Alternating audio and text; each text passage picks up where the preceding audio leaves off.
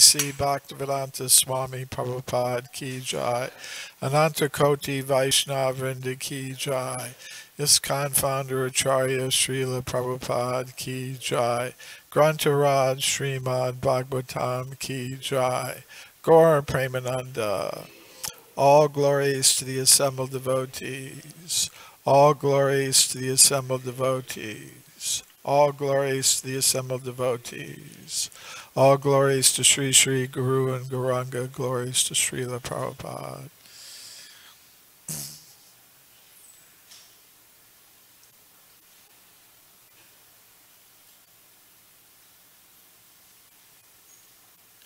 Om Namo Bhagavate Vasudevaya.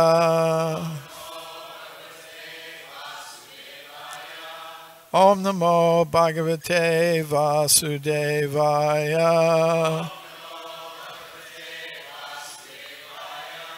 Om Namo Bhagavate Vasudevaya.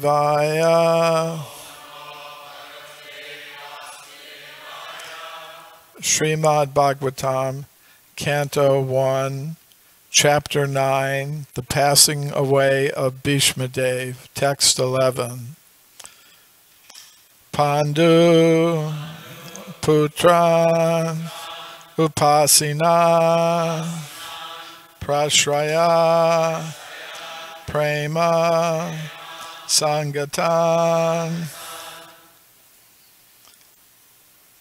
Abhichastanuragashrayer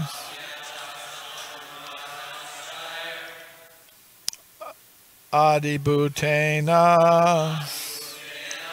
Chakshusha Panduputranupasinan Prashraya Prema Sangatan Abhyachastanuragashrayer Andibhutena Chakshusha Panduputranupasinan Prashraya Prema Sangatan Abhyachastanuragashrayer Andibhutena Chakshusha Panduputranupasinan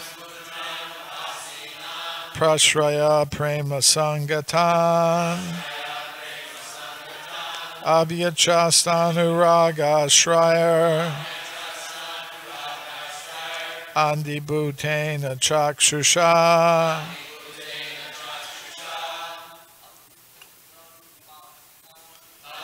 Putranupasina Prashraya Prema Sangatan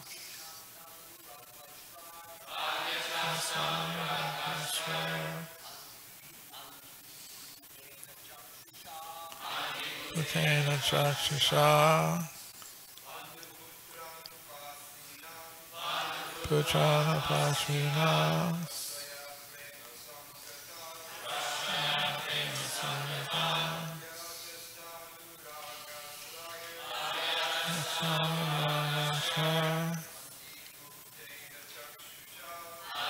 Putena Chakshusha Putranupasina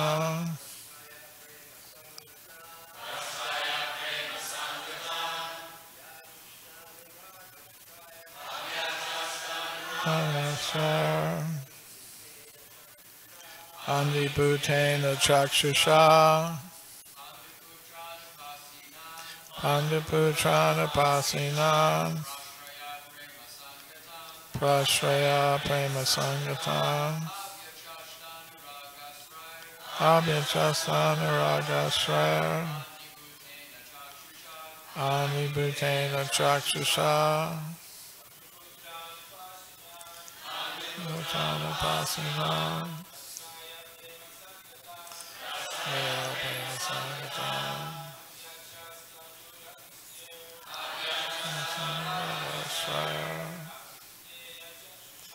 Anibhutena Chakshusha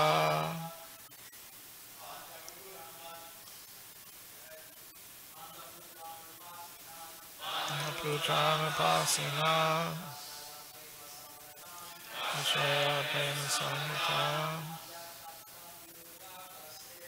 Avichastana Share Anibhutena Chakshusha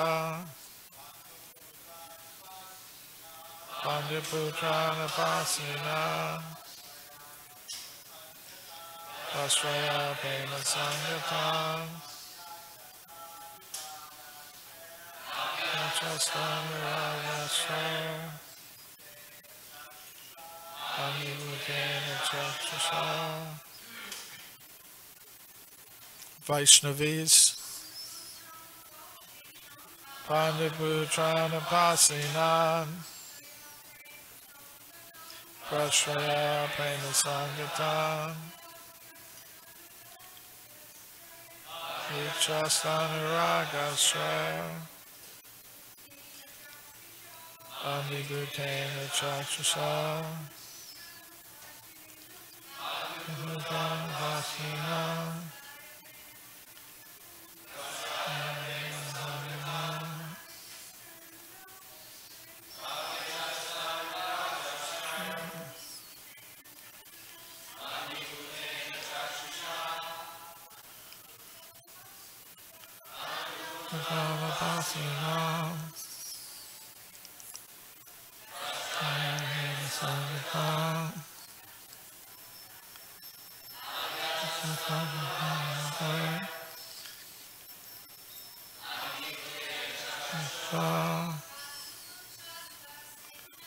Pandiputrana Pasina Shaya Prema Sangata Avichastana Ragashraya Anibhutena Chakshusha. Pandu, the late father of Maharaj Yudhisthira and his brothers.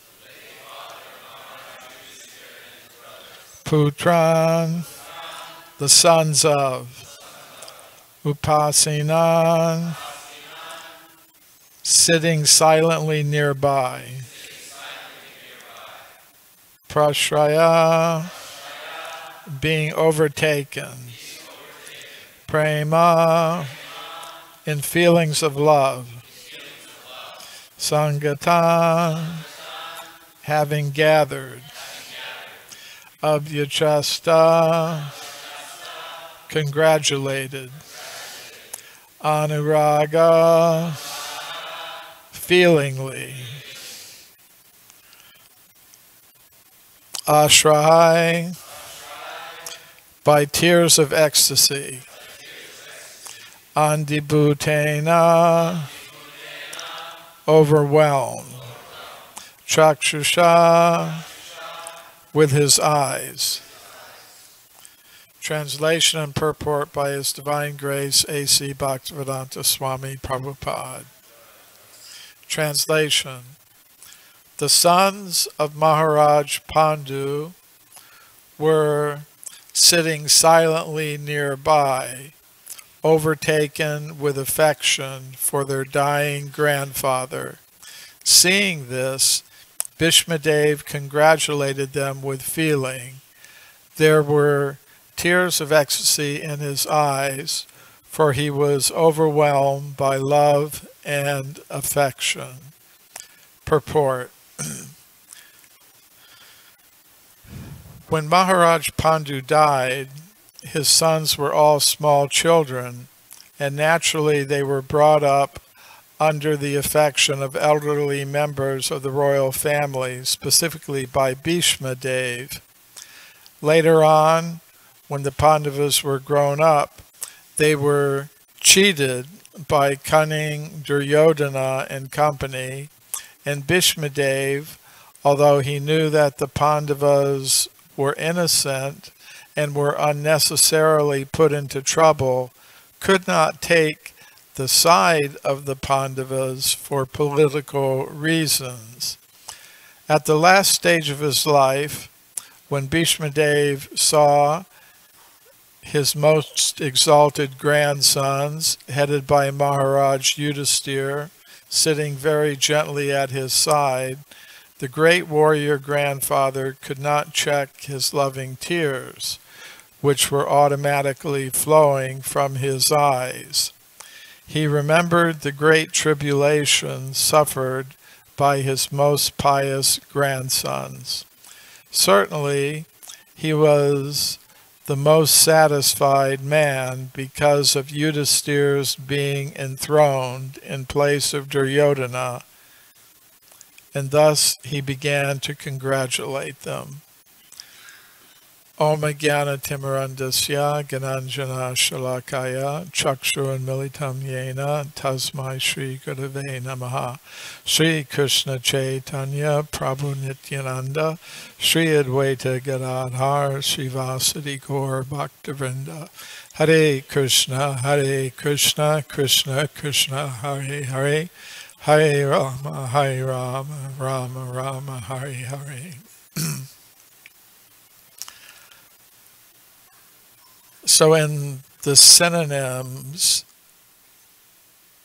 Srila Prabhupada uses the word prema to describe the feelings of love that are being exchanged between Bhishmadeva and the Pandavas.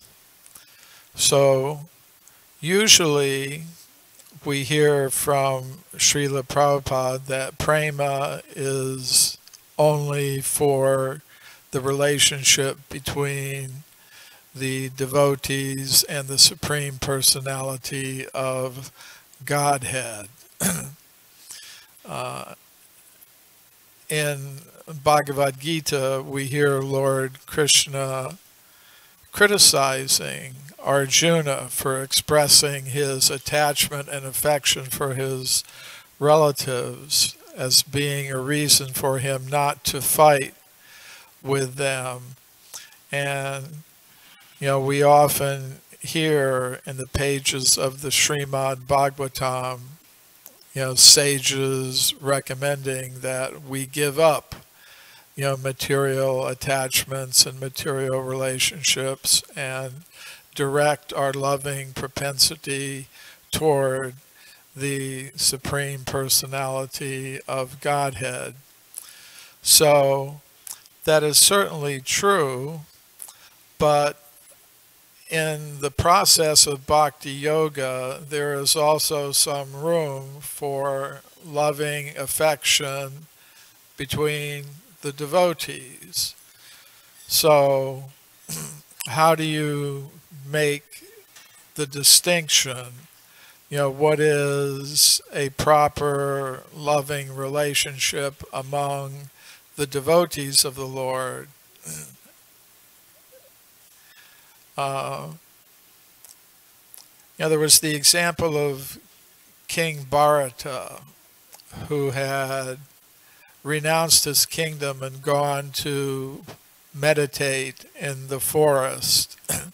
And he had achieved a very high level of meditation upon the Supreme Personality of Godhead, Lord Krishna. He had attained the stage of at least bhava, which is the preliminary stage of the ultimate realization of love of God. But, he saw a deer, and this deer was being chased by some predator, and the deer was pregnant and gave birth out of fright and fear. So he took this baby deer and became very attached to it. He felt lots of love and affection for it. But he became so attached to the deer that he began to give up his practices of bhakti yoga. They began to interfere with it. So that was an improper expression of love and affection. And the way it could be understood as such was that he lost his focus on the Supreme Personality of Godhead. And as a result of that, he had to take his next birth as a deer. So that is one way, that we can tell if our affectionate relationship with others is not within the bounds of the principles of bhakti yoga, the yoga of devotion.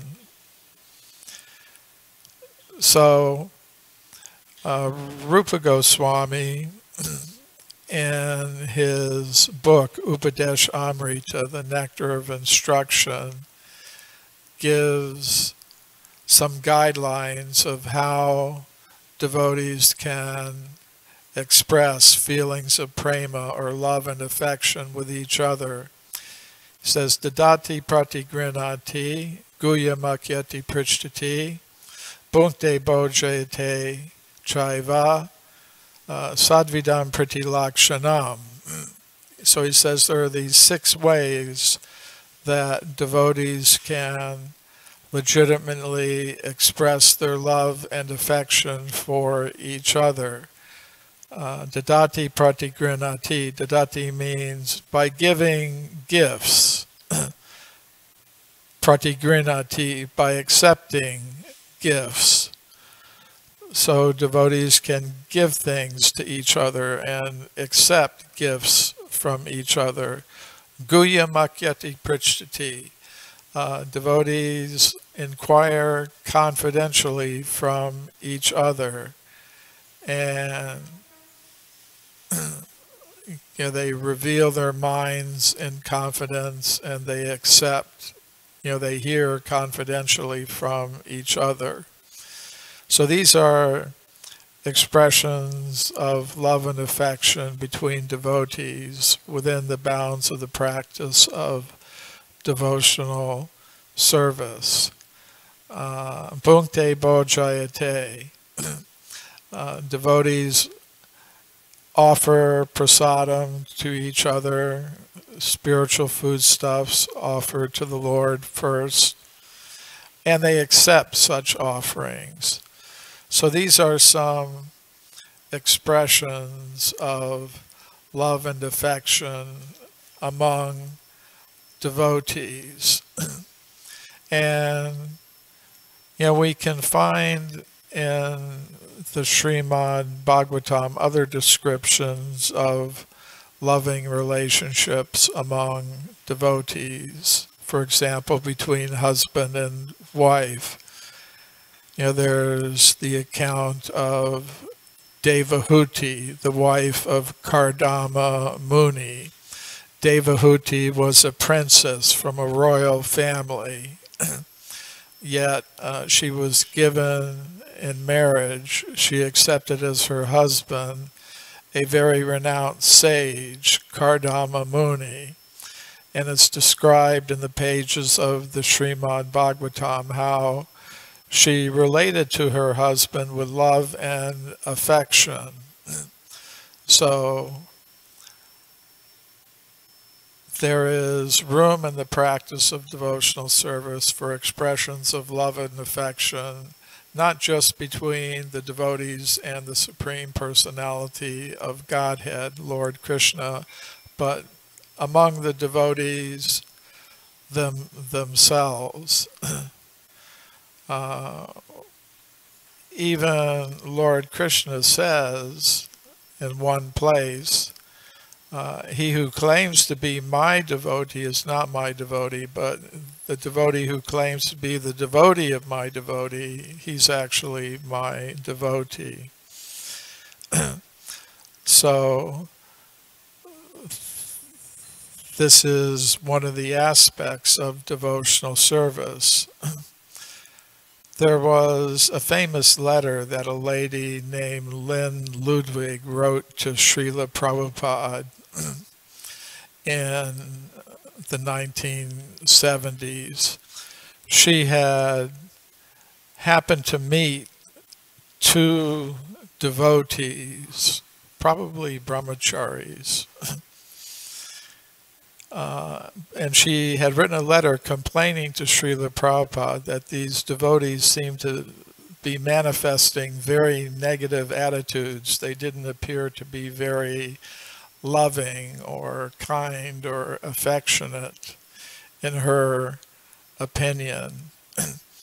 And Srila Prabhupada replied to her, well, I don't know all the details of the interaction between you and these two followers of mine, but in the practice of devotional service, we have to become free from material attraction. So sometimes in the beginning stages of devotional service, when a devotee is becoming free from the material entanglements of various kinds of material relationships, they can, become a little bit restrained in their dealings because they don't want to fall back under the influence of distracting material relationships, under the influence of Maya, the illusory potency of the Lord. But in the higher stages of devotional service, a devotee becomes the kind friend of all people. There's some description in the Srimad Bhagavatam of the different levels of devotees, the Kanishta Adhikaris, or the beginners, the Madhyama Adhikaris, or those in the intermediate stage, and the Uttama Adhikaris, those in the most advanced stage. So the Kanishta Adhikari, the beginner, is simply focused on the deity and the temple and doesn't know how to relate to devotees or to the members of the general public. It's just totally focused on the deity and the temple. But the devotee in the intermediate stage, and all of us are in the intermediate stage, has a different outlook. Ishvare tadidaneshu balisheshu satsucha prema maitri kripopeksha ya karoti samadhyamaha. So that verse from the Srimad Bhagavatam explains that the devotee in the intermediate stage relates to four things. Ishvare, the Supreme Lord, Krishna. Tad idineshu, to those who are related to Krishna. In other words, Krishna's devotees. Then baliseshu, to the innocent members of the general public. And then dvishatsu, to the envious members of the general public. Prema maitri kripopeksha, prema, love, the devotee directs towards the Supreme Personality of Godhead, Lord Krishna. Maitri, friendship, the devotee in the intermediate stage makes friendly relations with other devotees of Lord Krishna. Kripa, mercy, the devotee in the intermediate stage shows mercy towards the innocent members of the general public. And upeksha means neglect. The devotee in the intermediate stage neglects those who are envious and hostile and ignorant.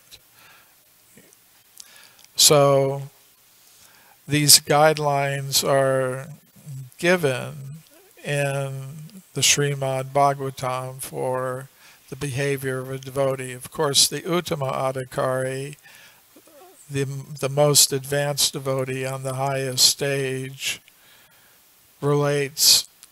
sees everyone, even the envious, as being engaged in the service of the Supreme Personality of Godhead and deserving of respect. So those guidelines are given for the behavior of devotees in the Srimad Bhagavatam. In the purport here, some other things are mentioned. It says, Bhishma Dev, although he knew that the Pandavas were innocent and were unnecessarily put into trouble, could not take the side of the Pandavas for political reasons. In one of his lectures, Srila Prabhupada explains the reason for this. Bhishma Dev was accepting financial support from Duryodhana, the son of King Dhritarashtra.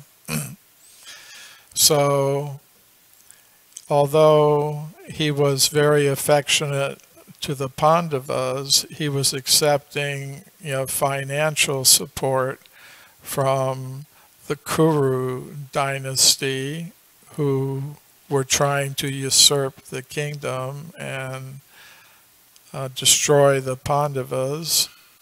So externally, he had to go along with that.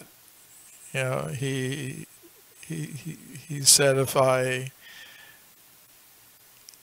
don't act in support of Duryodhana, it wouldn't be right, because I'm accepting my financial support from him. But within, he maintained his affectionate attitude toward the Pandavas, and as described here, he was very happy to see them installed as the rulers of the kingdom after the Battle of Kurukshetra. And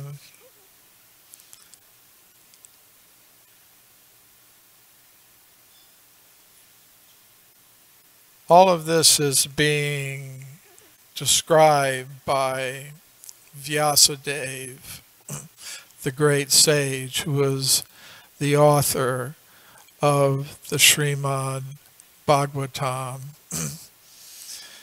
And, it's interesting that he's not only the author of the Bhagavatam and the Mahabharata, but he's also the father of some of the personalities who are involved in the drama that he is describing. He was the son of the great sage Parashara Muni and a woman named Satyavati, who was the daughter of a fisherman. And later, she became the wife of King Santanu. And King Santanu and Satyavati had two sons, Chitrangada and Vichitravirya. And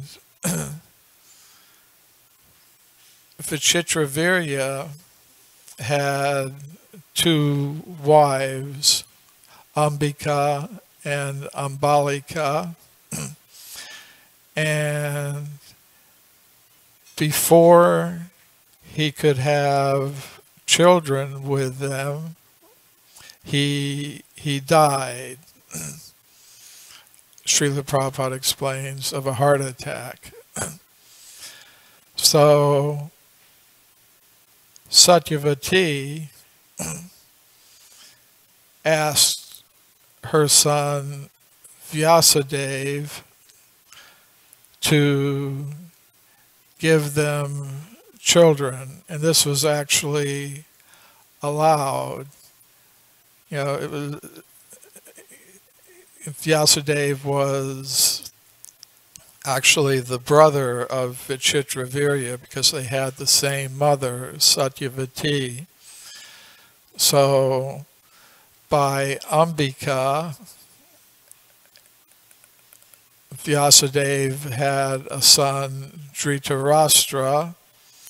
By Ambalika, Vyasadeva had a son, Pandu.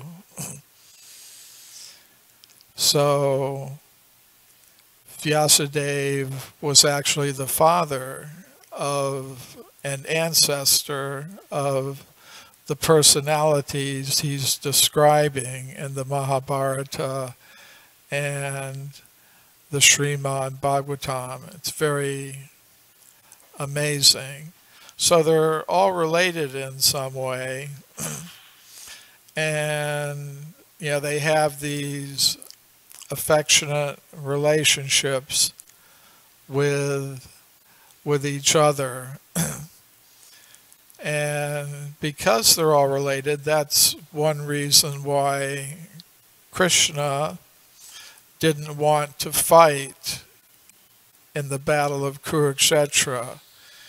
He took the side of Arjuna, but he vowed not to fight himself. He would just be the charioteer of Arjuna, one of the Pandavas.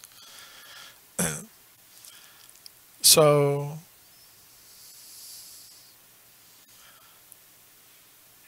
in the end, Bhishmadev was very happy to see the Pandavas installed as the rulers of the kingdom, even though he was fighting on the opposite side.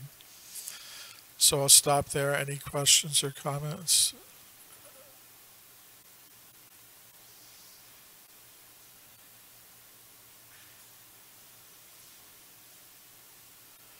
Or correction?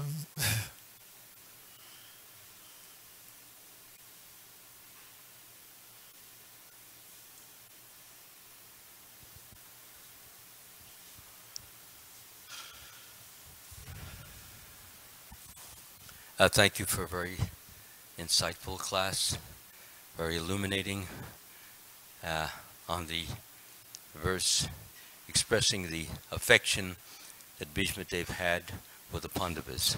It is my understanding that at this point in the battle of Kurukshetra, we're only on the 10th day. Bhishmadev is dying on the 10th day, and it is not the 18th day. The 18th day would bring it to mean the ending, so they haven't been installed unless Bhishmadev, who was a very advanced soul, knew that the Pandavas, because they were connected with Krishna, would be the winners. So that was just the first point. But I wanted to ask a question, and unless you want to respond to that before I ask the question.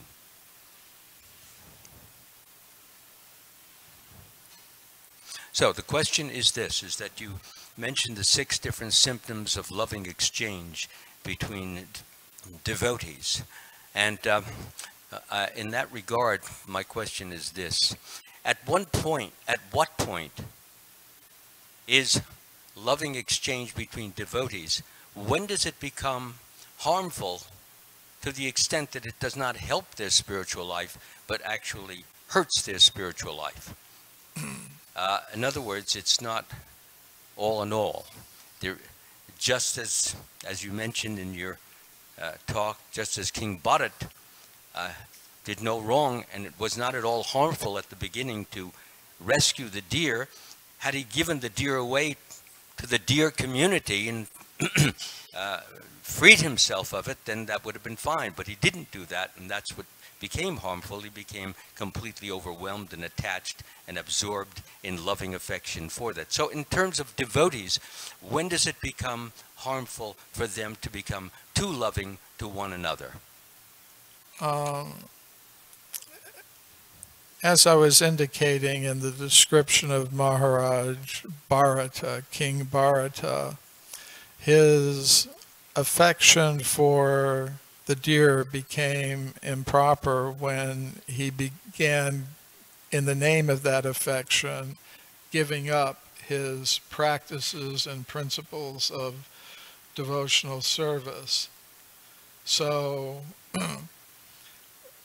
that would be, the main guideline, I would say.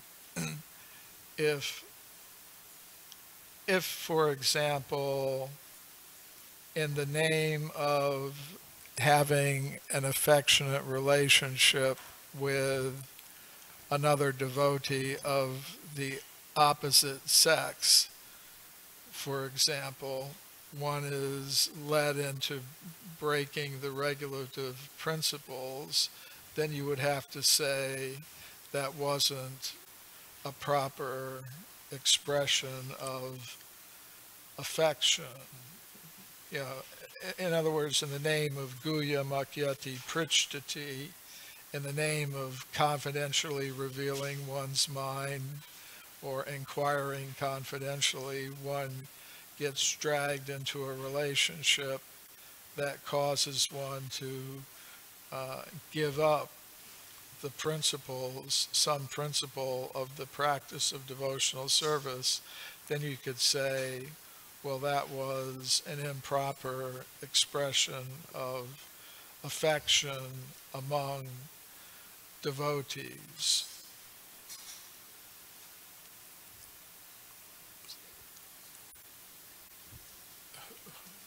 Oh, okay. You mentioned how because Grandfather Bhishma was accepting financial support from the Kauravas, he felt that he had to fight with them. But I'm just trying to understand, because the twice-born, they don't get financial support. They're independent financially. So how does that work out exactly?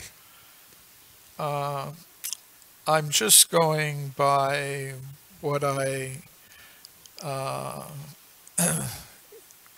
got from Srila Prabhupada's explanation of this.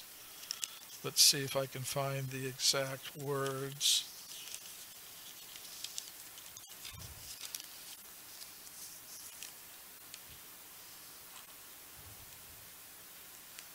Yeah, I've read the same thing too, but I'm just trying to understand both points. So.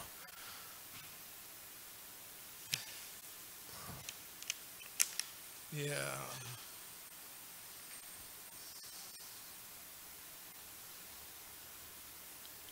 So Srila Prabhupada said in a lecture that he gave in London on the Bhagavad Gita in 1973, Bhishmadev joined with Duryodhana because Arjuna, or Maharaj Yudhisthira, was not the king at that time. The financial control was not in their hands. And these people, the sons of Dhritarashtra, they were on the government political power. The financial control was in their hand. So they were giving enough money for the maintenance of Bhishmadev. So they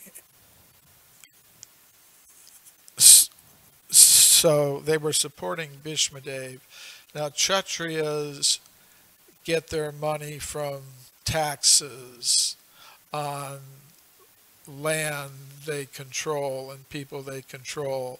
So the way they could have given him financial support was giving him access to certain, permission to tax certain activities or certain people, a certain segment of the population.